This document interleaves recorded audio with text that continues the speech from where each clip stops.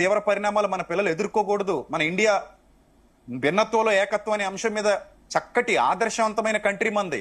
ప్రపంచంలో ఎక్కడా లేని అద్భుతమైన భిన్నత్వంలో ఏకత్వం మన దేశంలో ఉంది. సో ఇలాంటప్పుడు హిందూ, ముస్లిం, క్రిస్టియన్స్ అందరూ కూడా భాయి భాయి అనుకుంటూ చక్కగా ప్రేమగా మెలగవలసిన పరిస్థితుల్ని కొంతమంది పాడు చేస్తున్నారు. అన్ని మతాల్లో ఉన్నారు ఇలాంటి వాళ్ళు, కేవలం క్రిస్టియానిటీలో కాదు.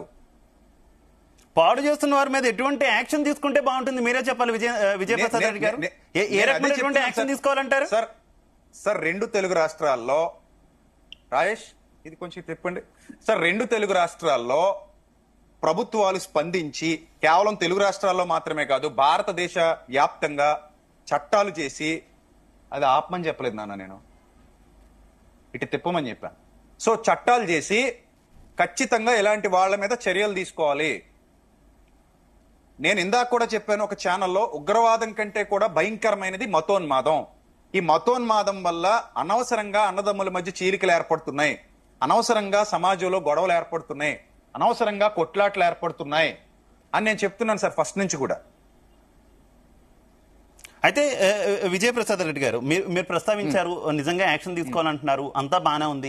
కానీ ఈ మాటలన్నీ మాటలు చెప్పే వరకే ఉంటుంది. కానీ క్రైస్తవ బోధకులు ఎవరు కూడా గ్రౌండ్ రియాలిటీలో ఈ ఫార్ములాను ఫాలో అవ్వట్లేదు అనేటటువంటి విమర్శలు ఎక్కువగా వినిపిస్తున్నటువంటి పరిస్థితి.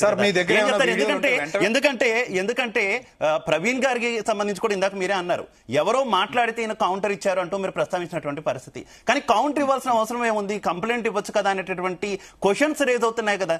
ఎందుకు కౌంటర్లు ఇస్తూ పోతే, మీరు అన్నారని వాళ్ళు అన్నారని మీరు కౌంటర్లు ఇస్తూ పోతే పెరిగేది విద్వేషమే కదా. మీరు అన్నది కరెక్టే. ఇక్కడ పాయింట్ ఏంటంటే, ఫస్ట్ ఆఫ్ ఆల్ ఒకటి, క్రైస్తవ సేవకుల్లో ఎవరు ఇలాంటి దారుణాలకు పాల్పడుతున్నారో వ్యక్తిగతంగా ఆ వీడియోలు మీ దగ్గర ఏమైనా ఉంటే హ్యాపీగా ప్లే చేయండి. నేను కూడా మీతో పాటు వాళ్ళని ఖండిస్తాను. ఖచ్చితంగా నేను కూడా మీతో పాటు ఖండిస్తాను. ఇలా ఖండించిన సందర్భాలు కూడా గతంలో 2-3 ఉన్నాయి. ఎందుకంటే మేము దేన్ని కూడా ఇలాంటి వాటిని యాక్సెప్ట్ చెయ్యం సార్. ఇప్పుడు క్రైస్తవ సమాజంలో ఇండియాలో చాలా మంది సేవకులు ఉన్నారు, చాలా మంది విశ్వాసులు ఉన్నారు. ఎవ్వరు కూడా అదే పనిగా ఇతర గ్రంథాల మీద వీడియోలు పెట్టడం, ఇతర గ్రంథాల మీద బురద చల్లటం, ఇతర దేవుళ్ళ మీద వీడియోలు పెట్టడం, ఇదే పనిగా చేస్తూ పోయే వాళ్ళు ఎవరు లేరు సార్. అయితే ఇంకొక ప్రశ్న మీరు అడిగారు. ఇంకో ప్రశ్న మీరు ఏమడిగారంటే, ఈ ఎవరో మనల్ని కౌంటర్ చేస్తే వాళ్ళకి సమాధానం చెప్పాల్సిన పరిస్థితి ఏముంది అని అడిగారు మీరు. సో ఇప్పుడు ఆ కౌంటర్ చేసినటువంటి వ్యక్తి ఒక సంస్థకు చెందినవాడైతే, ఒక సంస్థకు అధినేతగా ఉన్న వ్యక్తి అయితే, ఆ వ్యక్తి కొన్ని నిరాధారమైన ఆరోపణలు చేసినప్పుడు ఇవి నిరాధారం, ఇవి అవాస్తవం అని చెప్పేటువంటి హక్కు ప్రతి ఒక్కరికి ఉంటది కదండి, సాత్వికమైన పద్ధతిలో. మీ ఛానల్స్ లో కూడా ఇలాంటి డిబేట్స్ రోజు జరుగుతూనే ఉంటాయి. ముఖ్యంగా రాజకీయాల్లో కూడా ఇలాంటివి జరుగుతూనే ఉంటాయి. ఒక వ్యక్తి ఏదో దుమ్మెత్తి పోస్తా ఉంటాడు, అది కాదు అని కౌంటర్ గా చెప్పడం కూడా అది తప్పేలా అవుతుంది సార్.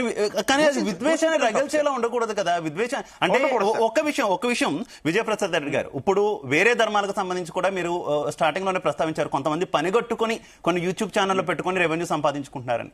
వారిని క్వశ్చన్ చేసినా కూడా ఇతర మతాల వాళ్ళు వ్యక్తులు ఈ రకమైనటువంటి వ్యాఖ్యలు చేశారు కాబట్టి దానికి మేము కౌంటర్ ఇస్తున్నాం అని వారు చెప్తున్నారు. ఈ రకంగా ఎవరికి వాళ్ళు మేము కౌంటర్లు ఇస్తున్నాం అని చెప్పుకుంటే విద్వేషం ఎక్కడ అవుతుంది? విద్వేషాన్ని ఆపడం కదా. నేను అందుకే ఏమంటున్నానంటే సార్, ఇప్పుడు చాలా మంది ఏం చెప్తున్నారంటే, మమ్మల్ని దూషించారు కాబట్టి మేము తిరిగి దూషిస్తున్నాం అనే విధంగా వాళ్ళు ప్రొటెక్ట్ చేసుకుంటున్నారు, వాళ్ళు సమర్థించుకుంటున్నారు. మమ్మల్ని దూషించారు కాబట్టి మేము దూషిస్తున్నాం అని. ఇప్పుడు ప్రభుత్వాలు కఠినంగా చర్యలు తీసుకుని మిమ్మల్ని ఎవరైనా దూషిస్తే మాకు చెప్పండి, మిమ్మల్ని ఎవరైనా అకారణంగా ద్వేషిస్తుంటే మాకు చెప్పండి, మేము యాక్షన్ తీసుకుంటామని చెప్పాలి సార్. ఉదాహరణ మీకు ఒక ఎగ్జాంపుల్ చెప్తాను సార్. రాధా మనోహర్ దాస్ అనే ఒక వ్యక్తి ఉన్నాడు సార్. ఆయనతో నేను చాలా ప్రేమగా 2-3 సార్లు మాట్లాడాను. ఆయన పాంప్లెట్లు పంచి మరీ ఈ ప్రశ్నలకు సమాధానాలు చెప్తే 1 లక్ష ఇస్తా, 2 లక్షలు ఇస్తా అని ఛాలెంజ్లు చేశాడు. నేను ఆయన పిలిచి, మీతో మాట్లాడతాను బ్రదర్, మీరు రండి, మనం కూర్చుందాం, సాత్వికంగా మాట్లాడుకుందాం, మత కలహాలు సృష్టించకండి, మంచిగా ఉందాం అని చెప్పి పిలిస్తే ఆయన ఇప్పటి వరకు వచ్చింది లేదు, మాట్లాడింది లేదు. సరిగదా నేటికి యూట్యూబ్ ఛానల్ గా మీకు ఎన్ని కావాలంటే అన్ని వీడియోలు ఉంటాయి సార్ ఆయనవి. ఇలా తిడుతూనే ఉంటాడు, బూతులు మాట్లాడుతూనే ఉంటాడు, మరియమ్మను దూషిస్తాడు. ఇస్లాం వారు, క్రైస్తవులు కూడా ఒక గౌరవప్రదంగా చూసే మరియమ్మని దూషిస్తాడు, యేసుక్రీస్తు ప్రభువారిని దూషిస్తాడు, బైబిల్ గురించి వికృతంగా మాట్లాడతాడు. అలా చేయడం తప్పు సార్, ఎవరు చేసినా తప్పే సార్. అది హిందూ, క్రిస్టియన్, ముస్లిం ఎవరు చేసినా తప్పే సార్. అలా చేయకూడదు కదా సార్. అలా చేయకూడదు నేను కొన్ని 100 సార్లు చెప్పినా ఆయన మాట వినట్లేదు. సరే, రాజమండ్రిలో కేసు ఫైల్ చేశారు, ఇంతవరకు అతని మీద తీసుకున్న చర్యలు ఏవి సార్? ఏ కౌంటర్లు ఇవ్వకుండా డైరెక్ట్ కేసు ఫైల్ చేస్తే ఇంతవరకు ఏం చర్యలు తీసుకున్నారు సార్ అతని మీద? మీరే చెప్పండి. ఇప్పుడు నిర్ద్వందంగా అలా మాట్లాడకూడదు కదా సార్. అన్ని కోణాల్లో పరిశీలించి మాట్లాడాలి. ఇప్పుడు అతను చేసిన తప్పు చేశాడు కాబట్టి, ఇంత దారుణంగా మాట్లాడు కాబట్టి కేసు ఫైల్ చేశారు చాలా మంది. వెళ్ళి మా మనోభావాలు దెబ్బతీస్తున్నాడు, చాలా దారుణంగా మాట్లాడుతున్నాడు, ఎన్నిసార్లు ప్రేమగా చెప్పినా అతను వినట్లేదు అని చెప్పినప్పుడు ఇంతవరకు అతని మీద ఎందుకు కేసు ఫైల్ చేయలేదు? ఇంతవరకు ఎందుకు అతన్ని కట్టడి చేయలేదు? ఎందుకు అతను అలా వదిలేశారు? అసలు మీరే ఆలోచించండి ఒకసారి.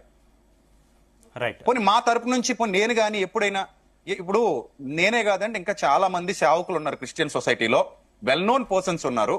ఆ వెల్ నోన్ పర్సన్స్ ఎవరైనా ఎప్పుడైనా ఇతర గ్రంథాల మీద నిర్నిమిత్తంగా దూషించడం కానీ ద్వేషించడం కానీ ఎప్పుడైనా చేశారా? మీ దగ్గర ఎవిడెన్స్ ఉందా? పోనీ ఉంటే చూపించండి. పద్దాక ఈ ఛానల్లో ప్రతిరోజు ఈ వీడియోలే వస్తాయి అంటే ఆ యూట్యూబ్ ఛానల్ బ్లాక్ చేసేయండి సార్. నేను రిక్వెస్ట్ చేస్తున్నాను, ఈవెన్ క్రిస్టియన్ అయినా బ్లాక్ చేసేయండి. రైట్.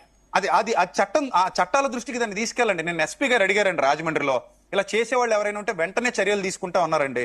మరి అలా వెంటనే చర్యలు తీసుకుంటా ఉన్న వాళ్ళు ఈ రాధా మనోహర్ దాస్ లాంటి వ్యక్తులను ఎందుకు వదిలేస్తున్నారండి? కనీసం యూట్యూబ్ లో ఏ మతానికి ఏ వర్గానికి చెందిన వాళ్ళైనా సరే యూట్యూబ్ లో కూడా రిపోర్ట్ కొట్టట్లేదు. రిపోర్ట్ కొట్టే సిచ్యువేషన్ కూడా లేదు విజయప్రసాద్ రెడ్డి గారు. కమింగ్ టు మళ్ళీ మనం ప్రవీణ్ గారు మృతి దగ్గరికి వస్తే ఏంటి, పోలీసుల దగ్గర మీకు ఉన్నటువంటి అనుమానాలన్నీ కూడా ప్రస్తావించారా? పోలీసులు ఏమంటున్నారు? ఇప్పుడు పోలీసుల దర్యాప్తు మీద కూడా కొంత ప్రవీణ్ గారు అనుచరులంతా కూడా అనుమానాలు వ్యక్తం చేస్తున్న సిచ్యువేషన్ కదా.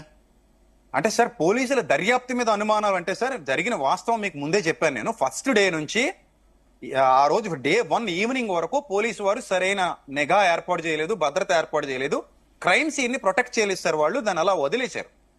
కనీసం చుట్టూ ఏమైనా బారికేడ్లు ఏర్పాటు చేసి ఈ వైపు రాకండి అని చెప్పేసి ఏమైనా ప్రొటెక్ట్